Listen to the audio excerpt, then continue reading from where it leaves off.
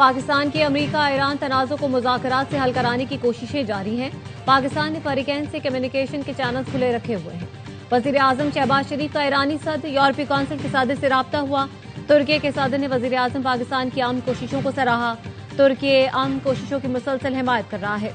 तर्जुमान दफ्तर खारजा की ब्रीफिंग कहा, टेलीफोनिक गुफ्तगू में तमाम रहनुमाओं ने मुज़ाकरात और सिफारतकारी की अहमियत पर जोर दिया।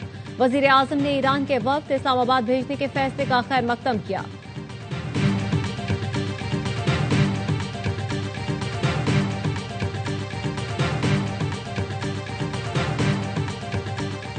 नायब वज़ीर आज़म इसहाक डार और यूरोपीय यूनियन के नायब सदर काया कलास का राबता।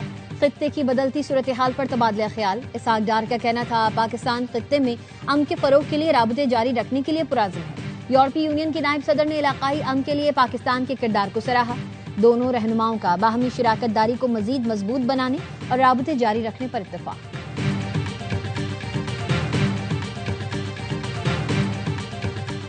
आबनाए हुर्मुज़ में गैर मुल्की मुदाखलत कबूल नहीं। ईरान अपनी समंदरी हुदूद के तहफ़्फ़ुज़ के लिए पूरी तरह तैयार है।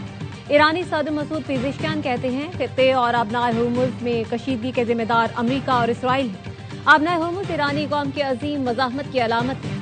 नाकाबंदी या पाबंदियां आयद करने की कोशिश बैनुल अक़वामी क़वानीन के मनाफी है। इस स्कीम के हवाले से पहले साल में हमने जो हदफ मुकर्रर किया है 50,000 घरों के लिए है, जिसके लिए 321 अरब रुपए की फाइनेंसिंग मुख्तस की गई है। वज़ीर आज़म शहबाज शरीफ ने अपना घर स्कीम का इफ्तिताह कर दिया। तकरीब से खिताब में कहा, पाकिस्तान में बड़ी तादाद में लोग अपनी छत से महरूम हैं। आम आदमी को छत की फराहमी हुकूमत की तरजीह है। पहले साल 50,000 घर और आइंदा 4 साल का हदफ 5 लाख घर है। स्कीम पर अमल दरामद का माहाना बुनियादों पर खुद जायजा लूंगा।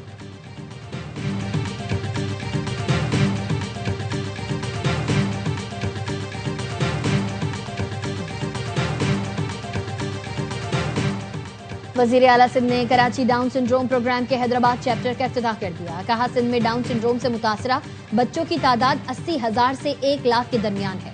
खुसूसी मराकज़ बरवक्त तशख़ीस, बहाली और समाजी शमूलियत में मौसर किरदार अदा करेंगे। जिस बच्चे को एनवायरनमेंट मिल जाए उसकी जिंदगी बन जाती है। ऐसे बच्चों को माहौल फराहम करना हुकूमत का फर्ज है।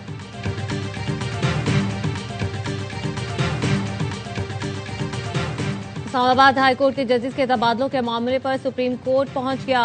Lahore high court bar association ने जजेस तबादलों को सुप्रीम कोर्ट में चैलेंज कर दिया। मौक़िफ़ इख्तियार किया, जजेस का तबादला आइन के आर्टिकल 2A के मनाफी है। जजेस ट्रांसफर के अमल में शफाफियत का फुकदान है और वजूहात नहीं बताई गई। दरख्वास्त में विफाक और जुडिशल कमीशन को फरीक बनाया गया है। सुप्रीम कोर्ट का इख्तियार समात विफाकी आईनी अदालत को नहीं दिया जा सकता। विफाकी आईनी अदालत 27वीं आईनी तरमीम के तहत वजूद में आई, इसलिए वो केस नहीं सुन सकती।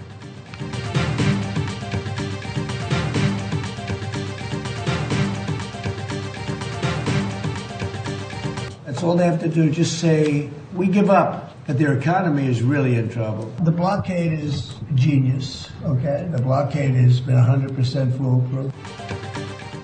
ईरान हार मान ले, जंग में अपने मकासद तकरीबन हासिल कर चुके। फोन पर मुज़ाकरात जारी हैं। अमरीकी सदर ट्रंप कहते हैं, हम दोबारा बिला मकसद 18 घंटे का सफर नहीं करेंगे। ईरान के पास जौहरी हथियार नहीं होने चाहिए। ईरान को कहना होगा वो हार गए हैं। सदर ट्रंप ने मुज़ाकरात से मुतालिक ईरान की तजावीज़ मुस्तरद कर दी। एक्सियोस को इंटरव्यू में एटमी प्रोग्राम खत्म करने तक ईरान की नाकाबंदी जारी रखने का ऐलान किया। कहा, अमरीकी नाकाबंदी से ईरान का दम घुट रहा है। ये नाकाबंदी ईरान पर बमबारी से ज्यादा मौसर है। मुआहदे पर राजी होने तक ईरान की नाकाबंदी जारी रहेगी। ईरान से ऐसा मुआहदा चाहते हैं जिसमें एटमी प्रोग्राम पर अमरीकी खदशात दूर हों। डोनाल्ड ट्रंप ने रूसी सदर से 1.5 घंटे फोन पर बात की। कहा, प्यूटन नहीं चाहते ईरान जौहरी हथियार हासिल करे। प्यूटन ईरान की यूरेनियम आफजूदगी के मामले पर फिक्रमंद हैं। रूसी सदर ईरान की मदद करना चाहते हैं। अमरीकी सदर ने आपने हुर्मुज़ का नाम तब्दील करके आपने ट्रंप कर दिया। ट्रुथ सोशल पर तस्वीर भी शेयर कर दी।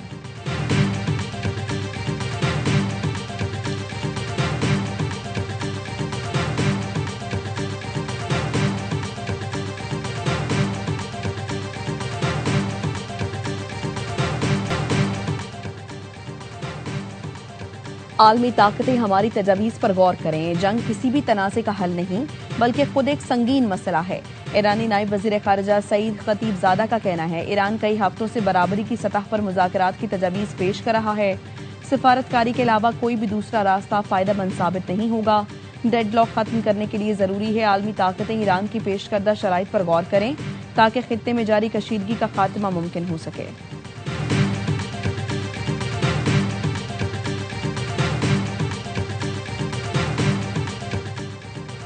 अमेरिकी फौज ने ईरान के खिलाफ मुख्तसर और ताकतवर हमलों का मंसूबा तैयार कर लिया। सेंटकॉम के सरबराह एडमिरल ब्रेट कूपर नए मुमकिन हमलों के मंसूबों पर सदर ट्रंप को ब्रीफिंग देंगे। न्यूज वेबसाइट एक्सियोस ने जराये के हवाले से बताया, मुख्तसर और ताकतवर हमलों में ईरान के इंफ्रास्ट्रक्चर को भी निशाना बनाया जा सकता है। वाशिंगटन को उम्मीद है इससे ईरान जौहरी प्रोग्राम से मुतालिक मुज़ाकरात की मेज पर ज्यादा लचक दिखाने पर आमादा होगा।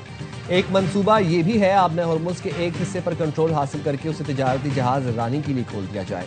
खुसूसी अफवाज भेजकर अफजोदा यूरेनियम हासिल करने का भी ऑप्शन मौजूद है। अमेरिकी मीडिया के मुताबिक सेंटकॉम ने पहली बार हाइपरसोनिक डार्क ईगल मिसाइल मशरिक़ वुस्ता भेजने की दरख्वास्त की है। ये मिसाइल आवाज़ की रफ्तार से 5 गुना ज्यादा रफ्तार से हदफ की जानिब बढ़ता है। रास्ता बदलकर दिफाई निज़ामों से बचने की सलाहियत भी रखता है।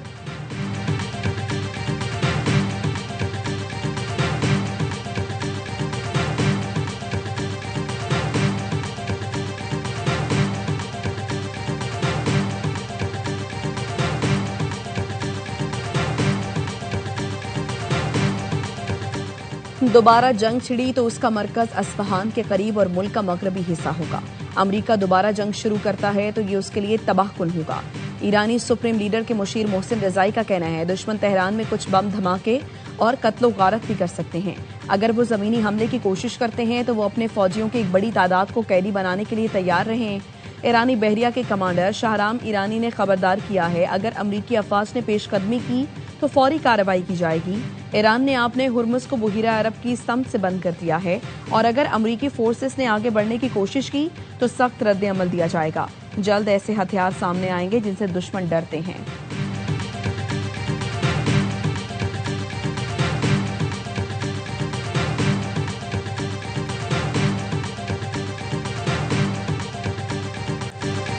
बैनुल-अक़वामी मंडियों में खाम तेल की कीमतों में मुसलसल इजाफा। ब्रेंट खाम तेल 3.11% इजाफे के साथ $113.85 फी बैरल का हो गया।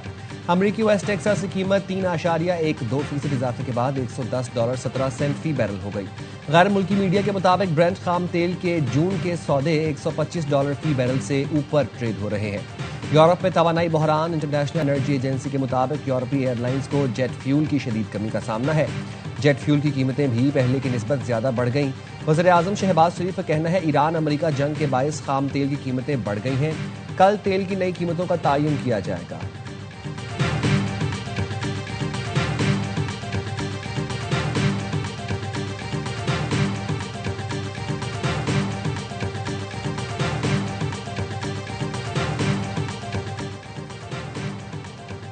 अमरीका ने आपने हुर्मुज़ में जहाजरानी बहाल करने के लिए नए इत्तेहाद की तजवीज़ पेश कर दी। वॉल स्ट्रीट जर्नल के रिपोर्ट में कहा गया है, ट्रंप इंतजामिया दीगर ममालिक को इत्तेहाद में शामिल होने की दावत देगी। अमरीका ने मैरीटाइम फ्रीडम कंस्ट्रक्ट के नाम से नई हिकमत अमली तैयार कर ली। जहाज़ों की महफूज नकलो हरकत बहाल करने के लिए बैनुल-अक़वामी ताउन पर जोर दिया गया है। USS जेराल्ड आर फोर्ड की मशरिक़ वुस्ता से वापसी। अमरीकी अखबार वाशिंगटन पोस्ट के रिपोर्ट के मुताबिक अमरीकी तैयारा बरदार जहाज जल्द वतन वापसी के लिए रवाना होगा। जेराल्ड आर फोर्ड की तकरीबन 10 माह तवील तैनाती के बाद अमले की वापसी मुतवक्के है।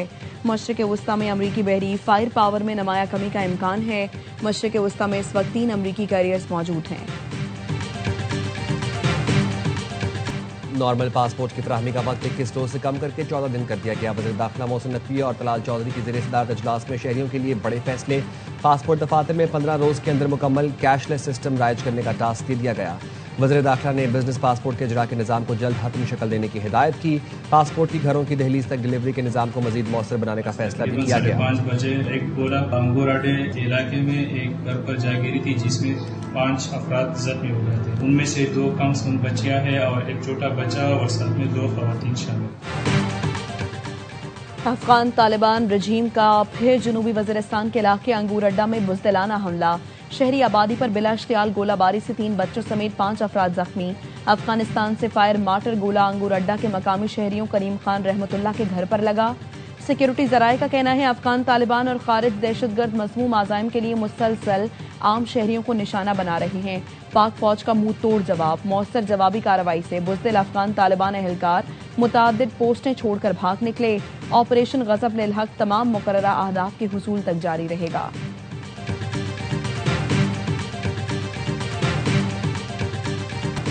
ईरानी हुकूमत अब भी बरसर इक़्तिदार है। एटमी मवाद ईरान के पास मौजूद है। अब में हुर्मुज़ जो पहले खुला था अब बंद है। इस जंग में 13 अमरीकी फौजी हलाक, 380 जख्मी हुए। अमरीका के अरबों डॉलर खर्च हुए।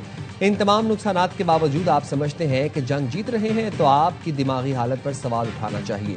अमरीकी रुकन कांग्रेस सारा जैकब्स की ट्रंप इंतजामिया पर गोलाबारी। पूछा क्या ट्रंप की जहनी हालत ऐसी है कि वो कमांड इन चीफ की जिम्मेदारी निभा सकें। अमरीकी वज़ीर जंग का तीखे सवालात पर जवाबन सवाल पूछा किया आपने यही सवाल जो बाइडेन के बारे में भी पूछा था। सारा ने कहा सदारती इंतखाब में वो पार्टी के उम्मीदवार नहीं थे।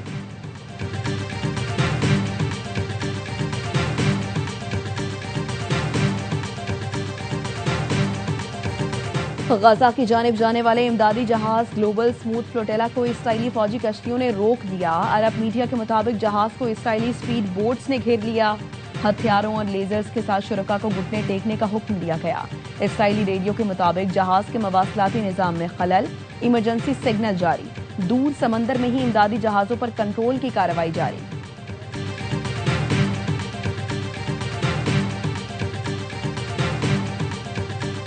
सोमाली बहरी कजाकों के हाथों ऑयल टैंकर अमले समेत इतवा। सिफारती जराये का कहना है सोमाली हुकूमत ने 11 पाकिस्तानी मगवियों की वापसी के लिए तहरीरी ताउन की यकीन दहानी करा दी।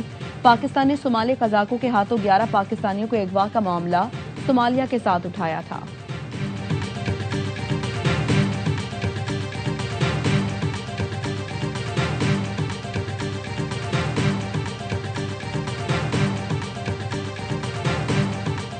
दुबई पुलिस की बड़ी कार्रवाई, आलमी फ्रॉड नेटवर्क बेनकाब। ऑपरेशन में 276 मुलजिमान गिरफ्तार। दुबई पुलिस के मुताबिक गिरफ्तार मुलजिमान फ्रॉड, सरमायाकारी और क्रिप्टो करेंसी धोखाधड़ी में मुलव्वस थे।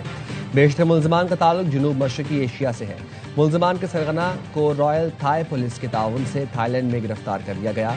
जालसाज गिरोह ने सोशल मीडिया के जरिए कई मुल्कों के अफराद को लूटा। दुबई पुलिस ने अमरीकी FBI और चीनी पुलिस के साथ मिलकर मुश्तरका कार्रवाई की।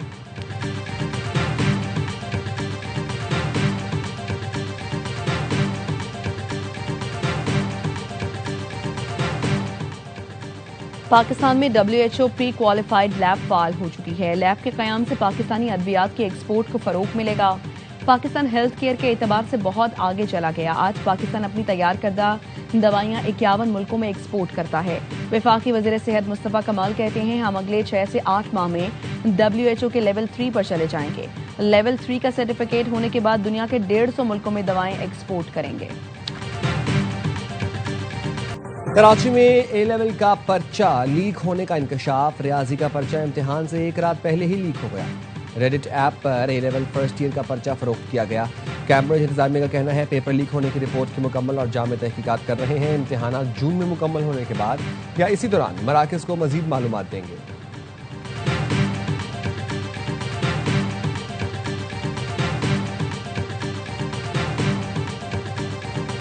सिंध के बेशतर अजला में मौसम शदीद गर्म और खुश्क रहने का इम्कान। आज से 3 मई तक सिंध के वस्ती और बालाई इलाकों में हीट वेव का खदशा। कराची में दिन के वक्त गर्मी की शिद्दत ज्यादा हो सकती है, हीट वेव का इम्कान नहीं। तिबी माहिरीन का कहना है शहरी दिन के औकात में सूरज की बराह रास्त तपिश से बचें और पानी का इस्तेमाल बढ़ा दें।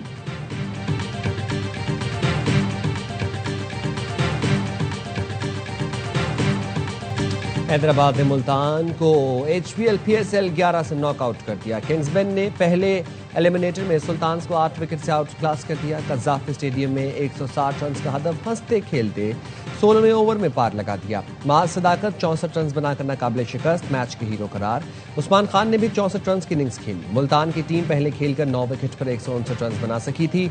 शान मसूद की 46 गेंदों पर 69 रन की इनिंग्स जाएगा। फाइनल में रसाई के लिए हैदराबाद की टीम जुम्मे को इस्लामाबाद से 2-2 हाथ करेगी। इवेंट के तमाम मैचेस ए स्पोर्ट्स पर बराह रास्त दिखाए जा रहे हैं।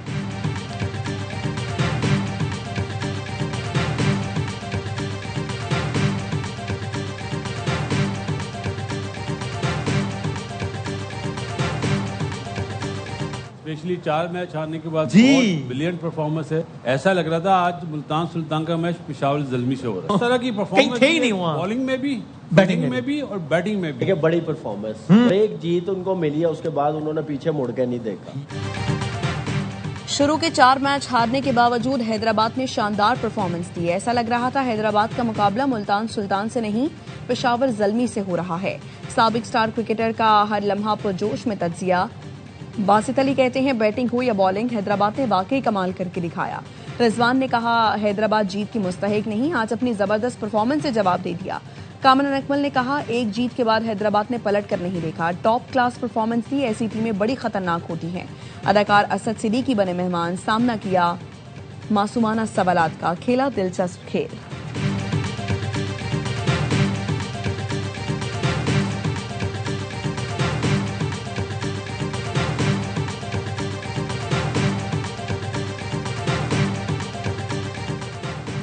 और एशियन बीच गेम्स में पाकिस्तानी पहलवानों ने धाक बिठा दी।